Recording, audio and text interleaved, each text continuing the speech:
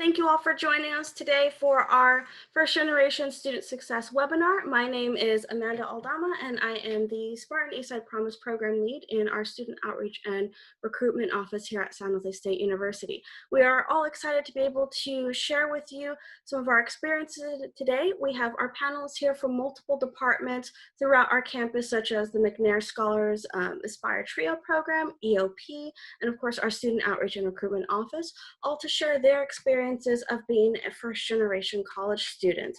That being said, I'm also a first-generation college student, born and raised in San Jose, went to San Jose State for my bachelor's and for my working on my master's as well, and definitely incredibly excited to be able to share with you this next, excuse me, this presentation today. So I'm going to let all of our panelists introduce themselves in a moment to be able to share their experiences in college, some resources and tips that they utilize throughout their process, and some strategies to help you have a successful start at San Jose State as well. I do also just want to briefly say that you can be able to use what we have here, our Q&A feature through the webinar. So if you do have some questions that you are interested in asking our panelists, you can be able to do so through our Q&A. However, please do keep in mind our questions today are going to be all about this session, so relevant to that first generation experience. So just to double check here, can everyone be able to see the screen? Is it still blurry for everyone? Did it, everyone see it clearly? Great. All right. So we'll go ahead and start off with our first question here of having our panelists introduce themselves. So I have already kind of introduced myself a little bit. Again, Amanda Aldama, Spartan Eastside Promise Program Lead here at Student Outreach and Recruitment. I went to San Jose State and my major was sociology. Go ahead and pass it along. Hi, everybody. My name is Angelica Tran. I am the assistant director for the SSS Trio program at San Jose State called Aspire. I went to college here at San Jose State, proud Spartan, for both my undergrad and for my master's. My undergrad was in justice studies and my master's is in counseling education. All right, I guess I'm up next. Hello, everyone. My name is Drew Agbe, Associate Director of Student Outreach and Recruitment here at San Jose State. Been part of the community for about 20 years now, both as a student and as a staff. Fun fact, me and Angelica actually went to undergrad together. I know Angelica, we remember being young bucks back in the day. So it's always great to be on a panel with her. Obviously, went to San Jose State. I'm also a double Spartan, if you want to call it that. I got my bachelor's in behavioral science, double major in psychology, and I got my master's in counselor education. Very happy to be on this panel, folks.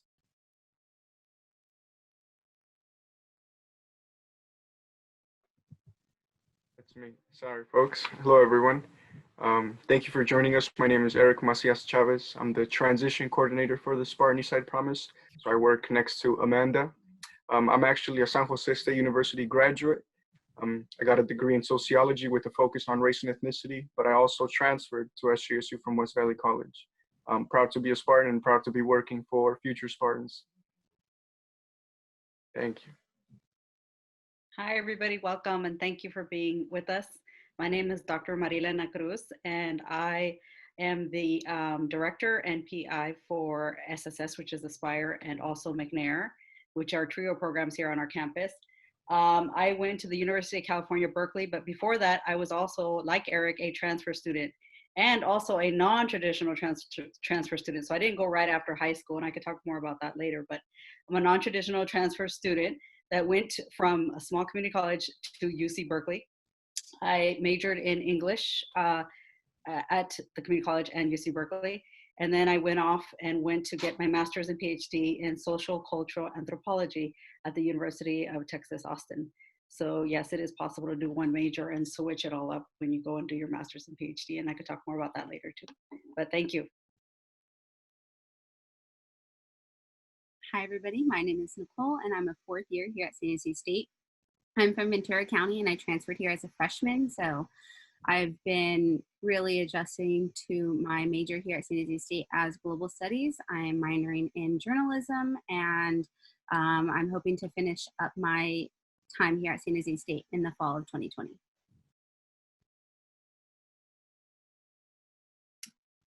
All right. Hello, hello. My name is Teresa Del. I'm the director of EOP and Guardian Scholars Program here at San Jose State. I went to multiple colleges. I went to Evergreen Valley College here in San Jose, and I started as a psych major, transferred out to the University of Hawaii, and it didn't pan out. I ended up moving back home about a year later, and I ended up back at Evergreen Valley College and then went to San Francisco State, where I finished up bachelor's in creative writing and English, and then got my master's at San Francisco State in creative writing poetry. Thank you. Thank you all for sharing. A lot of different backgrounds here, a lot of different schools, a lot of different experiences and pathways that students can go to be able to get to college. So moving on to our next question, what do you remember most about first transitioning from high school and or community college to the university? Hi guys, it's me again, Angelica. For me, as first gen, I was the first to go off to college or even consider going to college, and it was scary. It was extremely scary, but I had the support of my single parent who said, I don't know, I can't help you with any of the process, but I'm going to support you. So luckily she encouraged me and I moved into the dorms, not very far from home, about 30 miles, but it was far enough where I had independence to venture out on my own, but also a lot of fear because there was no one telling me what to do. So it was scary, definitely scary, but very exciting feeling I didn't know what I was going to come across, but I was definitely excited to start a new journey. Thanks. And, great answer. So this is Drew again. Very similar to Angelica in the sense that, again, first generation student. My parents were immigrants from the Philippines. And so I have an older sister, but she didn't go to a 4-year university. So in all honesty, that whole process was just crazy for me. I didn't really know where to start, what to do. I honestly didn't even really know what a CSU was versus a UC. Private schools, I didn't know the difference.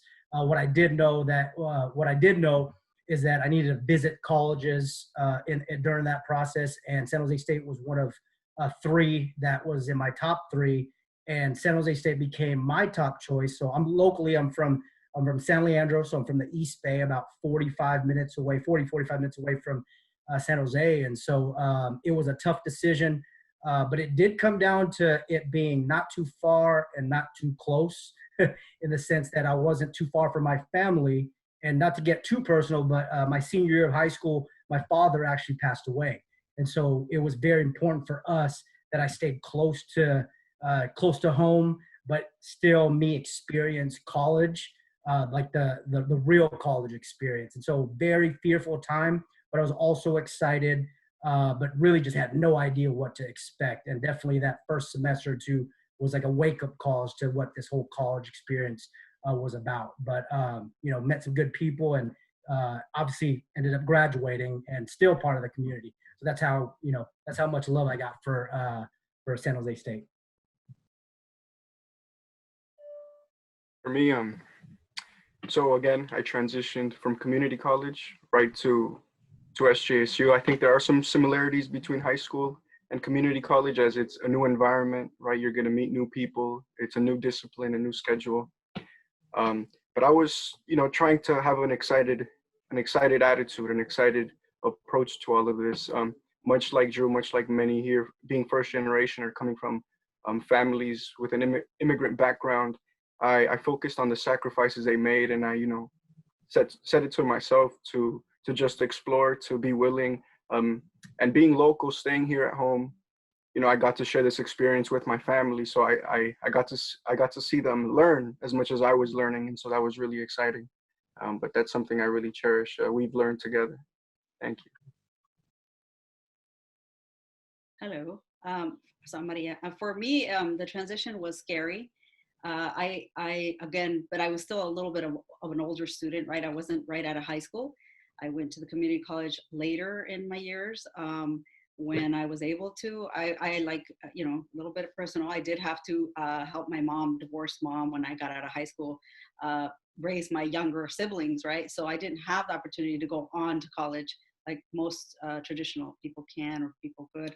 I am first generation, so it was a struggle to think about myself going from a community college to UC Berkeley, right? One of the top colleges in the nation, and then to major in English out of all things, right? My first language was not English, it was Spanish. And I didn't think that I was good enough, and I had all these insecurities going into the big sort of ocean of 30,000 students. I can't, you know, community college is small. And so, yeah, the transition was really scary and not knowing, right? But I did have the support of my mom, and I did have the support of family members around me to say, hey, go do it, even though they didn't understand exactly what I was going to go do. But I had that support. But yeah, it was definitely scary. It was also humbling at the same time. Right? So, and I'm grateful I had the opportunity to do that. Thank you. Yeah, and again, my name is Nicole, and my transition, I would say I was a little bit more excited to go away from home. I'm from Ventura County, so from San Jose, it's about 5 hours away, and I was like, get me as far away as possible, but also let me have this school that I'm really excited to be going to. And my transition was actually really funny because at first I was excited, and I was like, I don't need anybody. Like, I had support from my teachers. I was able to kind of like talk to other people that I knew went to college, so I had a little bit more of an awareness of what it was like to go to a different school. And I didn't become scared up until like my first week at San Jose State, because I knew Drew at the time because we were in a summer bridge program, which I was actually really thankful to be a part of because it really helped me transition even more. But that first week I actually got really sick and had to get a gallbladder removal in the middle of this program. So at that point it was really intimidating and really scary for my transition because I had nobody. Again, like I said, they were 5 hours away and I was alone. And thankfully I had just the staff and the faculty at San Jose State, like Drew himself, who was there to really help me and to utilize all of the resources on campus, which we'll talk about in a little bit later. But he was able to get me in touch with the Accessibility Education Center, where they gave me a wheelchair because I didn't know how I was going to be able to go from class to class with just having a surgery.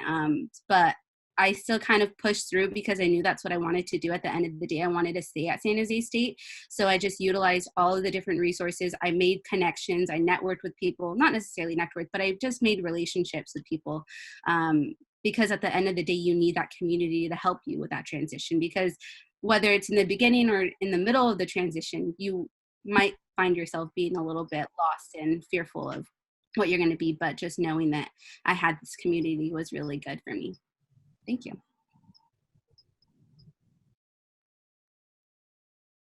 Okay, what do I remember from transitioning? So the first time I transitioned from community college to university, I flew across the ocean, went to University of Hawaii.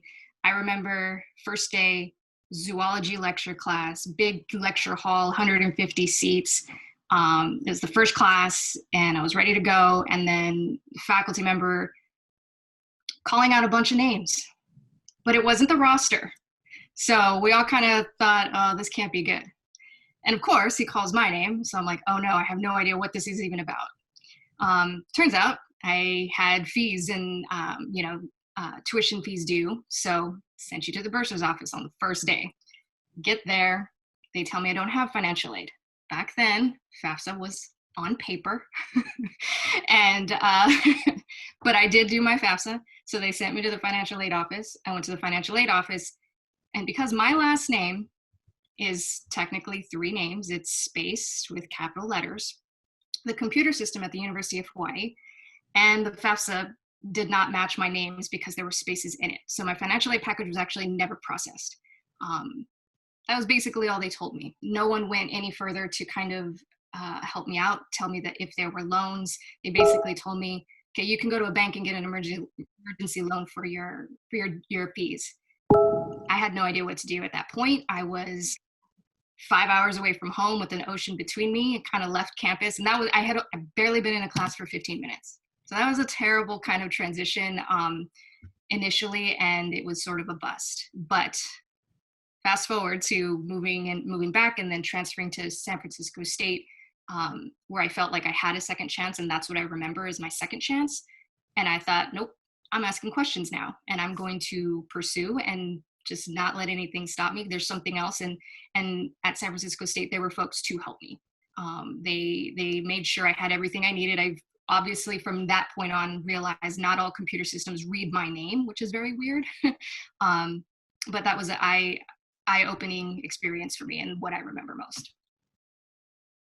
Thank you all for sharing. I can definitely have some similarities there. Also, you know, grew up in a single parent home, a lot of love, a lot of support, but as many of you all mentioned, there's that resiliency there of having to go out and seek those resources for yourself. And I'll say from my time at San Jose State, while I was scared, while I was nervous, I'm like, how do I go about this? What is financial aid? What is all these different things that come with being, a college student?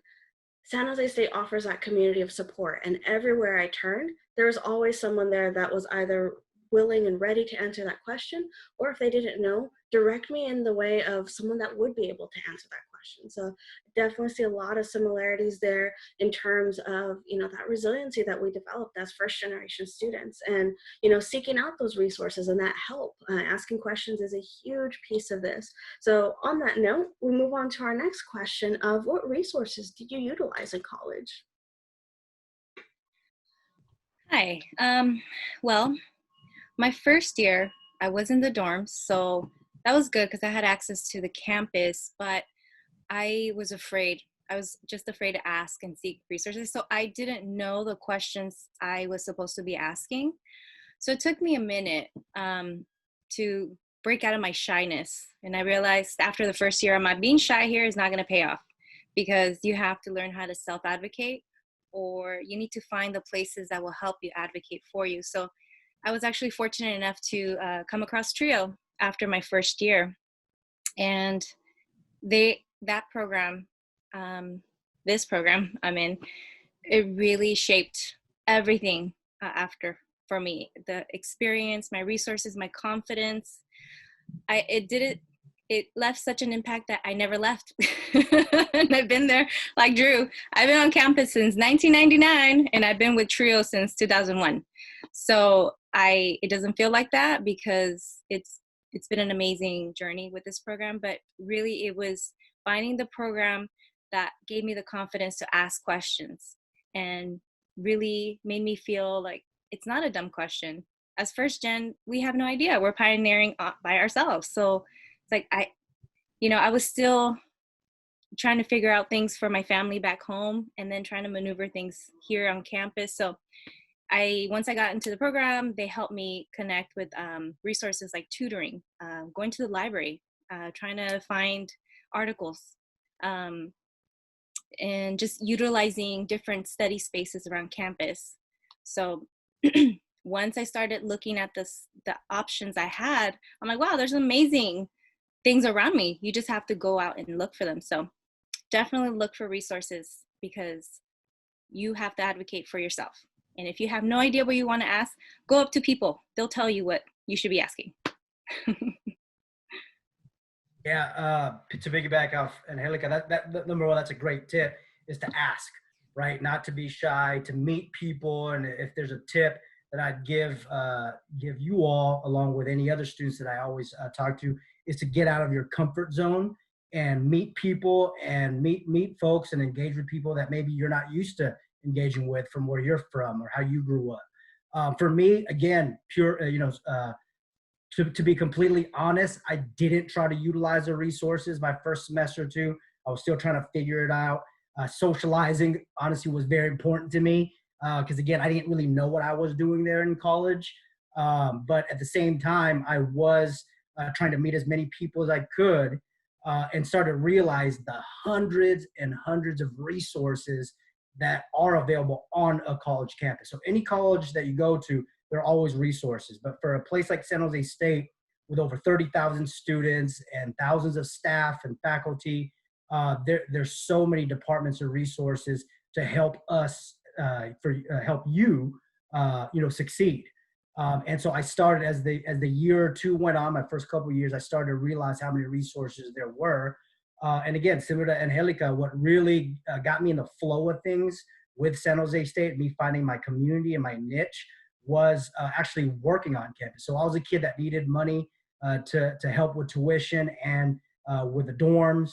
And so I needed a job, and a friend of mine linked me up with a job tutoring. So I was a tutor for a program called pre-college programs, but it actually helped lead me into the career I am, where there were other students very similar to me, students that look like me, but folks from everywhere, from LA to Salinas to SAC to Oakland, everywhere. And so it was just this melting pot of people with similar interests on helping other students. And so that program, literally, I started off as just it being very part-time to put some money in my pocket. It ended up being my community for 4 years. So I worked for that program for 4 years, made hundreds of friends who we still keep in contact with today.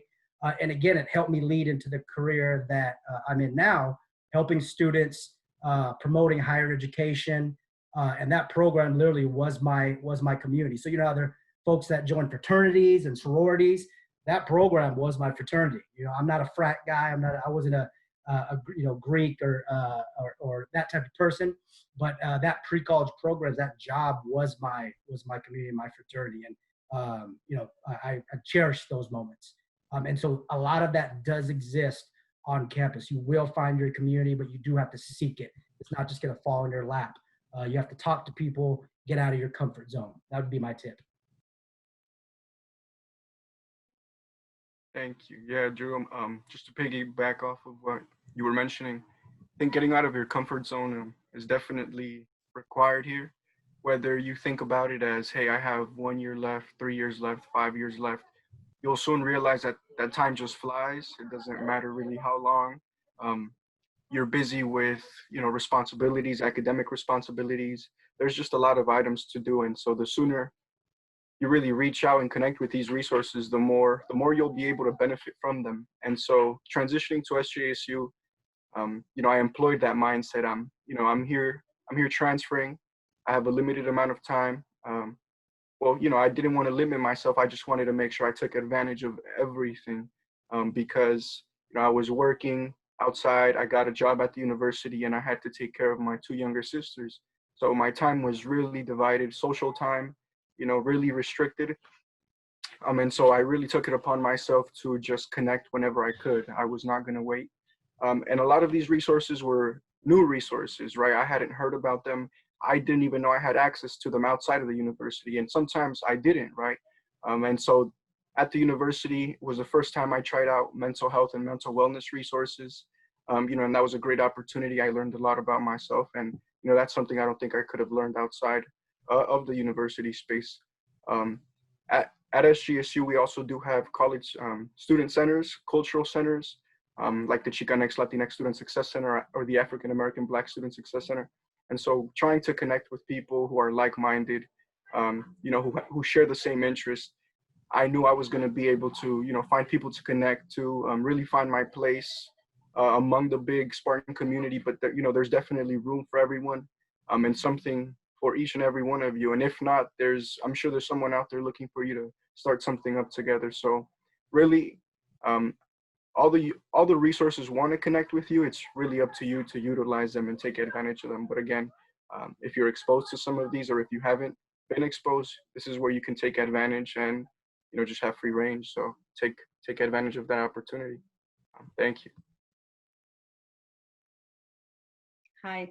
Yeah, for me, I was a transfer student, right? So for me, it was pivotal. It was very important that I hit the ground running because I knew I didn't have a lot of time at UC Berkeley. It's a huge campus. And I said, oh my God, I got to figure out how to make community like I did in the community college, right? So I was fortunate enough that they had a transfer center. They had SSS. I was part of SSS. I was also McNair scholar there. So I'm an alum of the TRIO program. I never left TRIO, just like Angelica. Here I am, the director, right, and PI of TRIO programs at SJSU.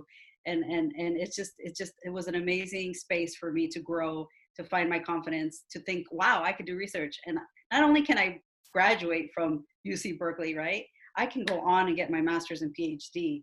That was huge for me, and that's huge for my family. and from my ancestors, right? My family comes from Mexico, they're immigrants, and we're also from an indigenous line called Wirarica Huichol. So it's not just Mexican, it's also indigenous.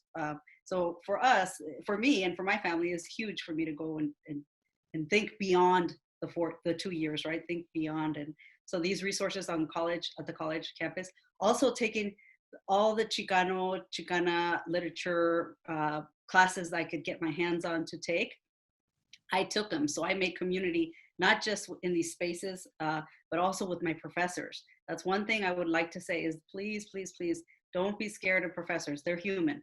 They're human beings. I teach classes sometimes here at San Jose State in the CCS, Chicano Studies, and I love it. I love coming back to teach. I love being a director of McNair and SSS and be able to give back to my community in that way, right? And helping other students see their potential, their full, their dreams also come true, right? Helping them in that sense. You do all the work. We just help you. We're here to support you. So definitely take as many classes as you can that you really enjoy, but really do reach out to those professors. They're human. And it's not, I know it's scary. It felt scary for me at Berkeley. Believe me, I didn't do it in the first year that I was there. I did not reach out to professors. But the second year, I hustled and I got a hold of everybody I could and everybody who would talk to me. I started finding my voice. And I think, being a trio student and working at financial aid, I also worked at financial aid. That was another thing, right? And at the transfer center, those spaces did help me find that confidence and that voice to reach out to professors and to make community in all the spaces that I could. So those are the tips that I would give you. So thank you. Yeah, I think what everybody's saying is definitely on par with what I would believe too, is just to take advantage of everything. I definitely learned early on that there are no stupid, I guess, like weird or like irrelevant questions, I guess. When you need something, you need it, and you definitely want to be an advocate for yourself. So having learned that early on, and I guess as I shared earlier with my experience, I really had to utilize these resources. So one of the resources that I definitely always kind of advocate for is taking advantage of is the Accessibility Education Center. Like, although I didn't have like an audio or visual impairment, like they still have other resources for people like myself that needed some transportation because I wasn't physically able to do that, to carry books around campus. They also help with test anxiety. I know this is a huge issue for a lot of students. They don't necessarily feel comfortable taking tests on a time constraint or around other people. There's definitely a huge pressure for them. So if you work with the AAC, they can help you with getting those like extra testing resources that you might need. They also have note takers. So if you happen to have audio or visual impairments, you could definitely be a note taker. And I took advantage of this because if you are a note taker, one, you're helping another student that needs this assistance, but you're also able and eligible to get priority registration. And priority registration is something that I didn't necessarily know about. I just happened to kind of walk across it, knowing that as soon as registration opens, you're able to get the classes you need, especially those that have those more impacted majors.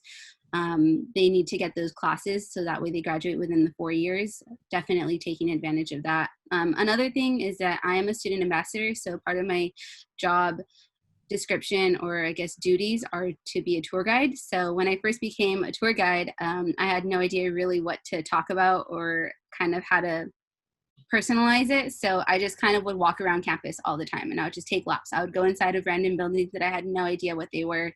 And by just doing that, I was able to find even more resources. I know that in our library is something that I didn't really know about in the beginning was on the 4th floor, since it is dedicated to San Jose State students only, you can check out equipment like laptops, calculators, chargers. I would forget my chargers all the time and I wouldn't want to walk 10 minutes across campus or 20 minutes across campus to my apartment to get it. Instead, I'd have it right there. So there's just so many things that you could utilize in our library, in our wellness center. And the last thing I always like to advocate for is financial aid and scholarship resources. So my freshman year, I always told myself, like, if it's free, it's for me. Like, I need it. If all I have to do is write a paper, like, and you're going to give me $500, okay, I will do that. So I would just kind of go onto our financial aid and scholarship website because, you know, I wasn't able to necessarily afford a lot of things. So I would go on there, and as soon as it opened, like around January or February, I would fill out our basically our scholarship application. And from there, it's like a general application, and then it kind of categorizes you into other scholarships that you are eligible for. And every single year I would get $500 just because I filled out that general application. I don't know the process of it exactly, but I just know that I would receive the $500, which was honestly a blessing in itself. So again, like, just don't be embarrassed to ask any questions, because there are no really wrong questions. If you don't know something, then it doesn't really matter. Like, people are there to help you. And I was fortunate enough, like I said, to early on be involved in a program that really pointed out all of these resources, and then just kind of being curious like I am, going finding these myself, was a really big help for utilizing resources in college. But yeah, thank you. Well, everyone has said all great things already about resources, obviously. I concur with everything everyone said. For me, what I want to say is I was the commuter student. I lived in San Jose and commuted to San Francisco State after 8-hour workday. I worked full time throughout my entire academic career. And so sometimes for me, offices weren't open. So I didn't have a chance to access resources, though I really wanted to. So what I'll just say is that right now, with everything that's happening, we are all online. We are available 24/7. If you go on our department EOP website, you can send us an email, and tomorrow someone on live chat will get back to you and you can talk to us live. We're doing webinars now. There's still different ways we're connecting to students in the community. I've seen everybody on this panel multiple times this week even, and sitting in my bedroom. And so there's still a way that we can connect, and I think we are now more accessible than when I was in school. I can access the resources everyone has talked about today by going online. When I was a student, that wasn't possible. So I think it's a better time to be able to access things online. So that's kind of going to be my plug for online and connecting. It's possible, and we are gearing up, and we are in the Silicon Valley, and all of us we're masters at all of it now, right? And so yeah, just there are no wrong questions. I would definitely say just, asking questions is not a sign of weakness. It is a sign of strength, because you are trying to obtain information that is important to you in this journey. And all of us here in the panel and the rest of the colleagues and folks at San Jose State, we're there. We want to answer your questions. So ask questions, get online, send us an email. People get back to emails quickly now, quicker than ever. So don't be afraid to hit send on that. No silly questions, reach out. It's a good time. There's a lot of common themes with us is, being those self-advocates was something I heard a lot. Asking those questions, finding those resources for yourself, and making sure you're building, that community of support for yourself. And I'd say a lot of that community, is of course on our campus, but we also have that support at home. So sometimes, during this process, those dynamics do change with our families. So I would like to just touch on that a little bit. We have quite a few other questions we do want to get through. So for our panelists to go through and briefly touch on how or did the dynamics in your family change when you transitioned to college?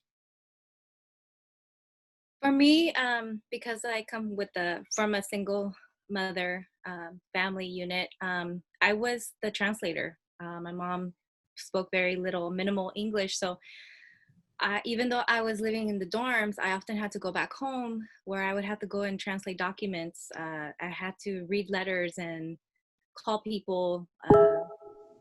So it was hard to completely pull away from that family responsibility. And it took me a minute to try to develop that distance where I had to sometimes I had to say no. And sometimes that's what you're going to have to do. You're going to have to say, you know what, I have to focus on my homework. I can't help you. And so it shifted a little bit for me. Yeah. Yeah, no, I think this is a great question, especially for a first generation student. The decision I made to attend San Jose State honestly was the best thing that I could have done versus what maybe one of my original options was going to be, which was to go to Southern California. But again, the choice that I made was a combination, and it was perfect for for us at that time, given the circumstances. Well, yeah, for 5 days a week, I lived that college experience. I met people, I had friends. I started to find my niche in college. But then on the weekends, I would drive home, meet my friends who maybe had stayed back home. But what was most important was visiting my mom and my older sister, who I left behind, quote unquote, and getting those home cooked meals. To be honest, you do get homesick, but you definitely you miss some of the things from home. And for my situation, it was a great combo of being able to live that college life and then go home to the family. But it definitely changed.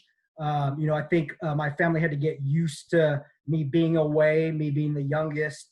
My sister obviously taking a huge chunk to take care of my sister, to take care of my mother, and then even for my mom, it was a transition for her to know that her youngest child was now 45 minutes away, which for a mother sounds like or feels like it's it's like 8 hours away, 10 hours away. But you stay in contact, you communicate, you be sure to call and check in with your family. And then when you're home, and you spend time with your family when you can, and eat those good meals.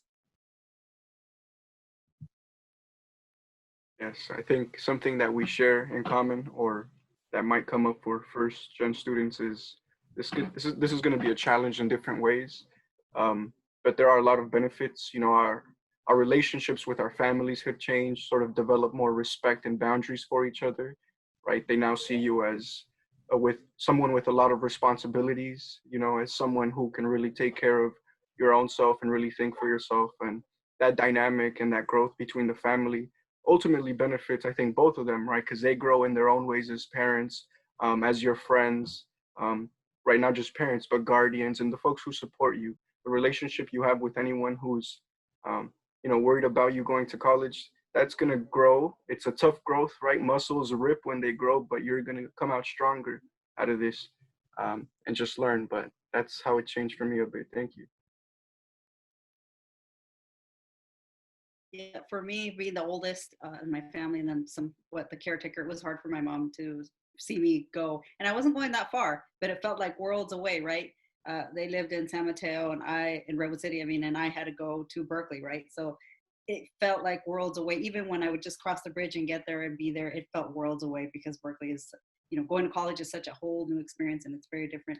So the dynamic did change for the better, right? Like someone, like I think Eric said, creating boundaries and creating that sort of like space, like you are grown, you're doing your thing, you're trying to find yourself in that sense, right? Trying to find what you want to do in life, where our families before that, right, never had the choice. Like my dad was a gardener, my mom cooked. They didn't have that choice. So for them to see that in me, they were really happy and they were proud. They didn't understand it all the time, right? We'd butt heads sometimes about politics, race, you name it, right? So, but it was interesting. It's interesting to think about the dynamics and how it does change as you grow and as you move through college, and then when you're finished with college. They never quite, they understand what I do, but when I told them I was going to do anthropology, they thought I was going to be an archaeologist.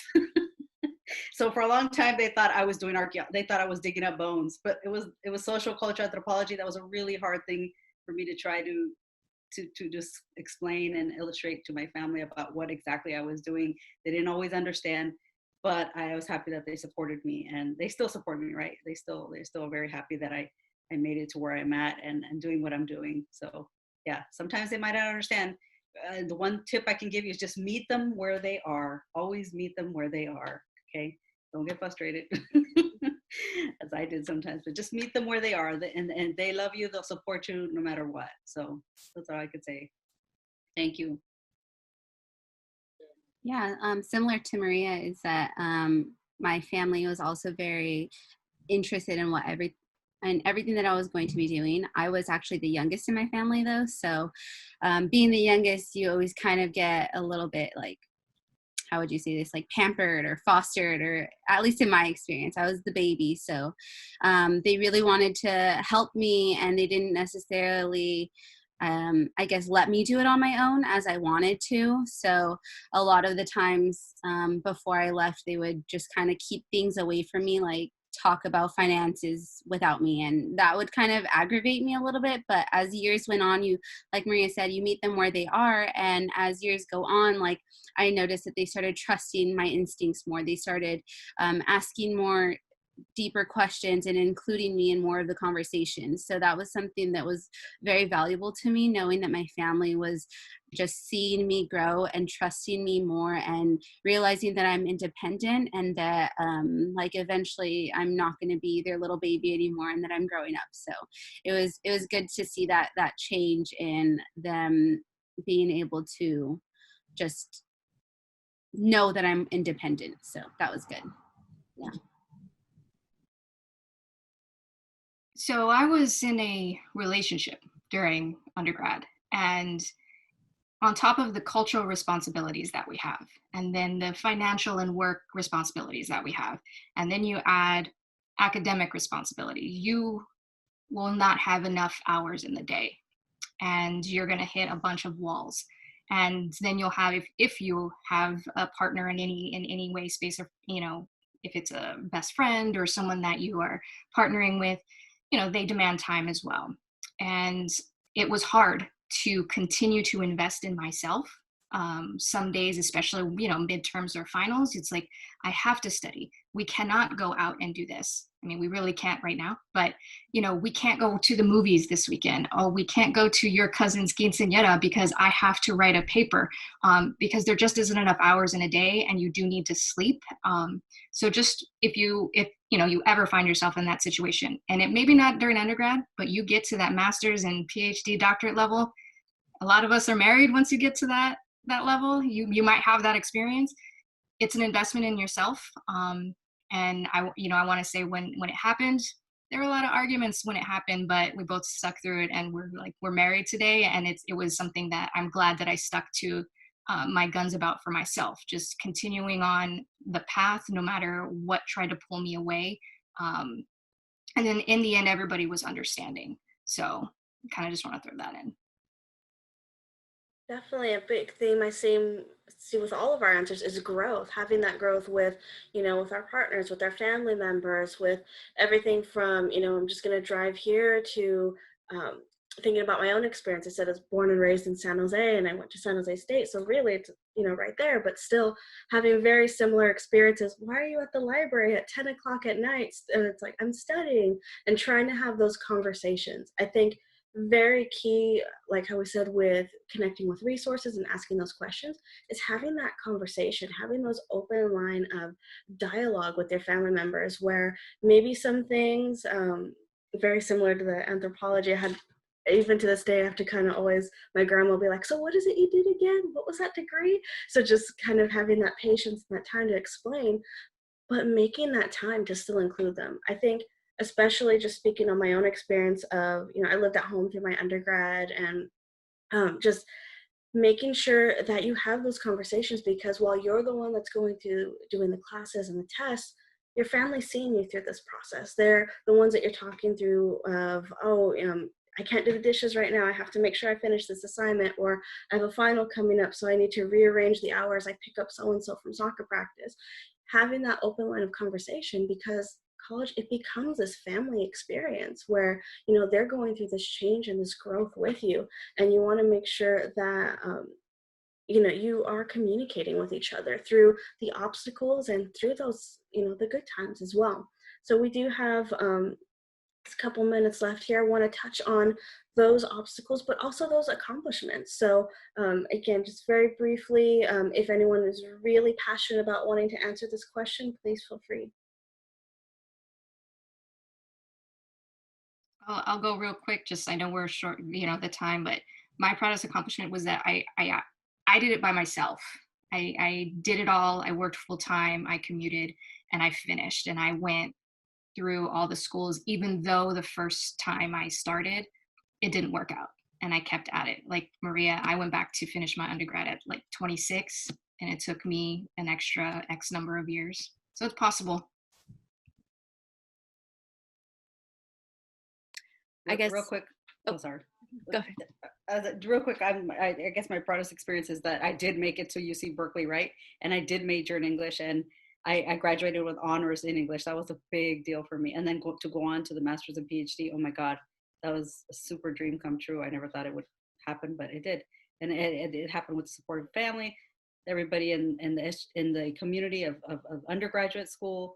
And yeah, I couldn't have done it without a lot of people, right? And I did have to pay for it all myself too, just like Teresa, right? I had to pay for it all myself.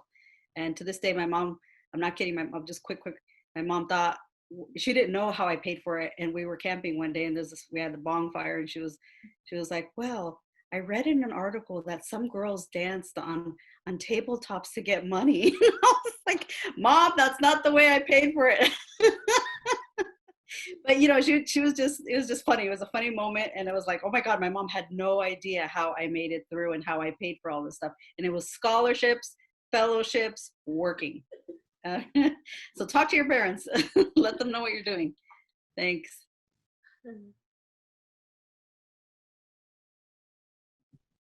Just real quickly, I think my accomplishment was feeling like my ancestors were graduating with me when I did my undergrad, because I felt like I was doing it for them. It was just not just me. So it was a very proud moment, because I was the eldest out of the grandkids on my mother's side.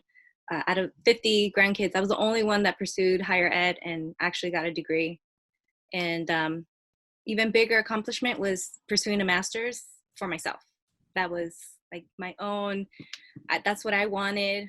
So feeling very proud of all the steps I took, even though I took a break, because my obstacle was that insecurity of imposter, like, am I going to make it in grad school? Am I good enough for grad school? So it took me a couple of years to really let it sink in and say, yes, I am, you know, and you can too. All of us have these fears and insecurities at all these different steps in our academics and in our professional world as first gens, you know, but it's just persevering and just keep at it, you know, no matter what, just keep moving forward.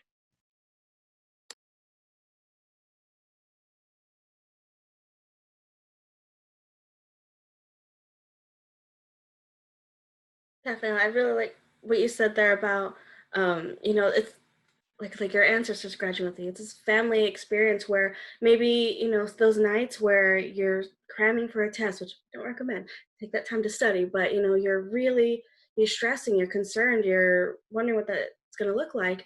You don't realize maybe your younger cousins are looking and seeing, hey, if they could do it, maybe I can do it someday. Your siblings are really just, yeah, you're the first, but you're not going to be the last. You're inspiring generations to come and going through this college experience, that your obstacles today are going to be able to help someone later on because you overcame those, and you'll be able to help someone else along that way. I think that's incredibly one of the most rewarding experiences about this too, is knowing that you're doing this with that support, of course, but you are persevering, you are being resilient, you are creating that pathway for yourself. One of the things that definitely we have built resiliency, particularly with our current situation, is online learning. I know it's definitely prevalent now, but I know, like, at least when I was in school, I know for some of you all that there's online classes as well. And I wanted to see if anyone wanted to share a little bit about their experiences with online learning. I can definitely open up with just, it definitely takes a lot of planning, a lot of that determination within yourself and making your schedules. I was not an online learner at first. It took me a minute to kind of figure out what my rhythm was going to be able to make that time for those classes, be present in those sessions. But once you start to work out that schedule for yourself and say, okay, this is my space, this is where I could still engage with folks, it definitely helps in creating that learning environment for you virtually. Has anyone else taken online classes? I know Nicole, you know, right now, as you are a student, what that experience been like for you for the spring? Yeah, so my online learning experience has definitely been different. I think this is my first semester taking an actual online class that I registered for before all of this had happened. So it was really nice to kind of dip my feet in the water a little bit, knowing what I needed to do, making sure that I had like a to-do list. And then after the transition to full online, I really had to just kind of make sure that I was planning my days out correctly. I needed every single day I had a to-do list. I have like my notebook right here where you can see like all of my to-do lists every single day, and just like checking them off. And like sometimes it would be weekly, and then like the next page would be like my daily to-do list. So just making sure I was doing that. All the professors were really understanding, considering that it was such a fast transition. So they really worked with the students. They were very understanding. It was also a transition for them too. A lot of students were moving, so just knowing that professors and everybody was kind of going through it with you was really good to know. And for the most part, I feel like the classes were more, I guess you could say, intimate, because everybody wanted to have interaction. Professors, when you first log in, they would ask like, how's everybody doing? So there'd be kind of like a debrief of checking in, making sure everybody is doing well, knowing that we're all literally in this together. So I'd say it's been a very positive thing, just because we're not the only ones doing it, and everybody's very understanding, and just being very self-disciplined, knowing like, okay, I can't watch Netflix for 10 hours a day. I have to do my homework for the first half, and then maybe the second half I could, I guess, have a little bit of my guilty pleasure for the day or anything like that. But that's been my experience. Thank you. For me, I taught a class in Chicano Studies this semester. It was challenging to switch from face to face and then go online.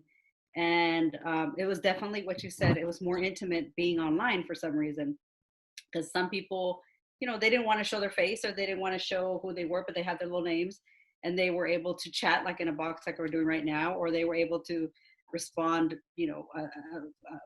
live voice. But the transition was definitely hard for a lot of people, as it was a shock, right? I think going into fall, it'll be better, because professors will be better prepared. I think there's different ways of doing online. I did it both asynchronously and synchronously, which means I met with them once a week, even though I was supposed to be with the class was Monday, Wednesday. I met with them on Mondays. Wednesdays, I just had them do a little short answer Q&A on the board of what we read. So it wasn't too strenuous. It wasn't too difficult, but it was doable for all of them. I didn't make them all come online, because we were in emergency COVID, time. So I think in the fall it'll be different. There'll be more of a requirement for people to come on and try to do what a little better, right? Because we know a little more, we'll do a little better, all of us. So I definitely say it was a good experience for me in that way, to learn so fast and how to do this online, and to make and keep community online is also been a challenge for us at McNair and SSS, right? We've had to cultivate community and keep our community going online, and keep the retention, keep them in classes, keep them motivated. We've also learned a lot through that process. So I think we all are learning here how to do that, and we've learned, and we're still learning, right? So it's very doable. It could be very personal. It could feel very personal versus impersonal, I think. So that's my 2 cents on the teaching online. Yeah, definitely. There's a lot of that growth, again, that learning curve for all of us, that we're, like Nicole said, we're all in this together and want to be able to grow from this experience and just get better and better. I know that our faculty are going through those courses over the summer as well, to reflect on the experience and improve even more so. I took classes this spring too, and very much like Nicole, it was supportive. There was a lot of not just, okay, let's just do this assignment, but let's see how you're doing in this process, because there's that recognizing of, you're not just a student here, but you're that person first, and we want to support you in all aspects of that. And as we are running very close to our time here, I do want to take a moment for folks to be able to, one, utilize this Q&A feature here to ask any questions that you have of our panelists about, the first generation experience. We do have a question here that I'll open up to our panelists as well before we get into our question 7 of advice. So one of our questions we do have from our attendees is, do you recommend housing on campus or off campus as a non-traditional first generation student? And I'll open this to whoever would like to answer. I take that one, Amanda. I personally, I benefited from living in the dorms, although it can be difficult to leave the nest or leave your family. It definitely helps you grow. to get outside of your normalcy and out of your, again, comfort zone. Obviously, for this fall, things are going to be very unique where there is no housing requirement, where you don't have to live in the dorms. That especially that first semester with a majority of classes being online. But once things go back to normal, whatever that will look like, we hope to have our campus back in the flow of things, where students are taking in-person classes and living in the dorms again. And so with that opportunity, once that opportunity comes about, I recommend it, especially if you are just trying to gain new experiences and be connected to campus. Now, there are ways still to be connected to campus if you are commuting or if you are still living at home. But I think it's just something new. And for someone who at that time, we were very close-knit family, and I was 45 to 50 minutes away, but I definitely wouldn't take anything away from that college experience, being able to live in the dorms and meet new people who, to this day, my college roommates, one in particular, we're best friends. We still keep in contact. He's from LA. I'm from the Bay. I was one of his groomsmen in his wedding 20 years later, whatnot. And so you will make these lifelong friendships and relationships, or you can at least with that college experience. So that'd be my recommendation. But again, everybody's situation is different. And then with our last question here, we could just go in our previous order. If you could go back and give advice to your younger self, what would you say? As a very shy person, I would tell myself, go to every single event that offers food, and you will come across so many amazing opportunities, networking, programs, because food, it's a common denominator. As a student, for one, you don't want to pay for food, right? So you want to seek out all the free resources.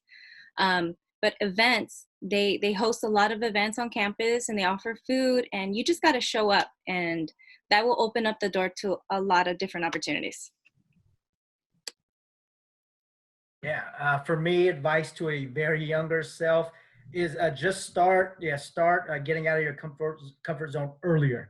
It took me a while to be able to do that. I was the student that went straight to the back of the class when I my first Psychology 1 class. I wouldn't do that. I would have recreated and reinvented myself earlier in the process to experience even more, because I was shy. I was a little stubborn. I was still kind of stuck in my ways, and honestly stuck in my neighborhood. I was still stuck at where I was back home. And it took me a while to really branch out and again, meet people that I would have never mingled with or interacted with, to gain as much of an experience through that 4 years. And again, utilizing resources just spreading my wings earlier.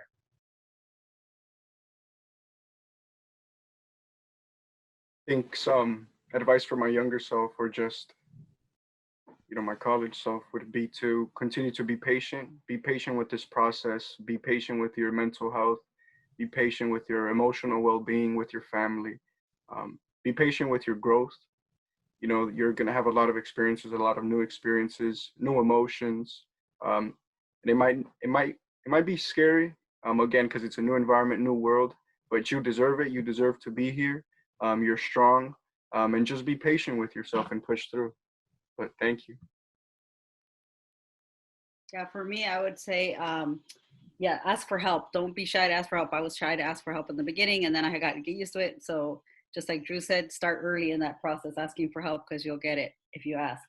Also, it's not a straight line to get to your final destination. There's all kinds of obstacles and ways of getting there. There's no one way of getting there. That I didn't know, and I wish somebody would have told me, there's not one way of getting. There's plenty of ways of getting to where you need to get to and getting the support that you need. And also stay true to yourself, have a little fun as an undergraduate. I didn't have a lot of fun as an undergraduate. I didn't get to go party and do everything because I was working, and I was, had to keep up with my grades, and it was strenuous, and I felt like I didn't enjoy it as much as I thought I should have enjoyed it. So then I went on to graduate school, and I made up for it there. But yeah, enjoy it too. Try to enjoy the process, because I was so caught up in doing everything that I didn't really take the time to enjoy my undergraduate experience as much as I should have. Thank you. I think what everybody said is definitely something that I truly agree with 100%. Aside from confidence and patience and all of that, I think that I would say to tell my younger self that I need to trust my decisions. I need to trust my choices. If I'm going to make a mistake, then it's going to benefit me in the long run because I'm going to learn from that. And to just, any decision you make, it's going to be for yourself. So stop comparing yourself to other people's journeys because it's 100% different. They're working for something completely different than what you're working for. So at the end of the day, I would have just told myself to trust myself and to stop comparing. Everyone took all the advice. No. For me, I'd probably tell myself, the world isn't against you. You know, it may seem like that. You're working hard, whether it's, you know, you're hustling and you're grinding every day and, you know, you're fighting against a lot of different things just to get to the end of the line, which is graduate and do something for yourself. And I say that the world isn't against you because, like Maria said, there's no straight line. You're going to hit a wall. Your car is going to break down and you're going to feel like you can't pay for another bill, and then you can't go to this class, and then everything is going to like be a perfect storm. But you're still where you need to be and everything's going to be okay. You'll just solve one problem after the other and you just keep going. Because at that point it'll feel like nothing is going your way, but you are right where you need to go and the world isn't against you. It's okay to be vulnerable. It's okay to make a mistake. And you're going to fail a lot and you're going to learn a lot as well. So that'd definitely be what I would tell myself, because I'm the oldest and I wasn't allowed to fail. You're the first one to go to college. All eyes are on you and you're going to feel the weight of that. And it's okay that it's not perfect. It's going to be just fine. Definitely. We'll be fine, and we'll be here to support you through this process. So we all represent different areas on campus, ranging from, again, our Aspire, SSS McNair Scholars, EOP, and our Student Outreach and Recruitment Office, and our Spartan Eastside Promise program for our local students. So again, please, if you have any questions, reach out to us. This webinar today was recorded as well, so maybe your friends have questions. They didn't get a chance to join. This link will be on the website as well. So make sure, let them know to check it out, and please reach out. We are here to support you through this next step in your journey as being a Spartan at San Jose State. So with that being said, we'll be on the live chat for just a few more minutes here as we are after our time for any remaining questions that you do have. Thank you so much for joining us. Have a wonderful rest of your evening. Stay safe and take care. We can't wait to see you in the fall. Good luck, Spartans.